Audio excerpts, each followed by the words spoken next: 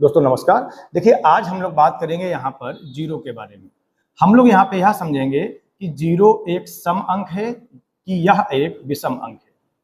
तो इस चीज को हम लोग समझने के लिए पहले हम लोग यह समझेंगे कि सम और विषम हम लोग किन संख्याओं को कहते हैं।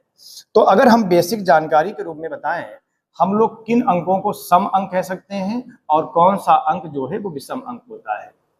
तो अगर हम आपसे ये कहें कि मान लो आप 4 समोसे लेके घर जाते हैं और आपके घर में 2 बच्चे हैं और एक व्यक्ति यह है जो 5 समोसे घर लेके जाता है और घर में 2 बच्चे हैं। अगर आपके पास में 4 समोसे होते तो क्या आप इन 2 बच्चों को बराबर बराबर समोसे बांट सकते थे? तो आप कहेंगे बिल्कुल। अगर 4 समोसे हैं तो आप पहले बच्चे को 2 समोसे दे देंगे और दूसरे बच्चे को 2 समोसे दे देंगे। अगर आपके पास में 5 समोसे होते तो आप इन 2 बच्चों को बराबर बराबर समोसे नहीं बांट सकते थे। बांटने का मतलब यह हुआ समोसे पूर्ण रूप से बढ़ने चाहिए थे।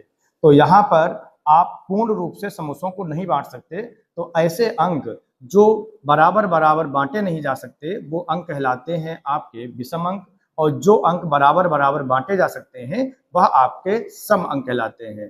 तो 4 को हम बराबर बराबर बांट सकते हैं, तो इसीलिए 4 है हमारा सम अंक, और 5 को हम लोग बराबर बराबर नहीं बांट सकते, तो इसका मतलब 5 है हमारा विषम अंक। अब बात करते हैं हम लोग जीरो की।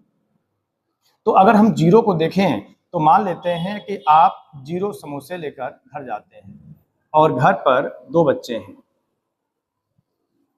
अब आपसे कहा जाए कि 0 समोसे को 2 बच्चों को बराबर बराबर बांटना है, तो क्या आप बांट सकते हैं? तो आपका आंसर आएगा बिल्कुल। आप पहले बच्चे को भी 0 समोसे देंगे और दूसरे बच्चे को भी 0 समोसे देंगे। तो इस प्रकार से आपने देखा कि 0 को हम लोग बराबर बराबर बांट सकते हैं, तो इसीलिए 0 हमारा क्या हो जाएगा, यह एक सम अंक हो जाएगा। तो ऐसे ही मैथ में रोचक जानकारी के लिए आप चैनल को फॉलो करिए और सब्सक्राइब।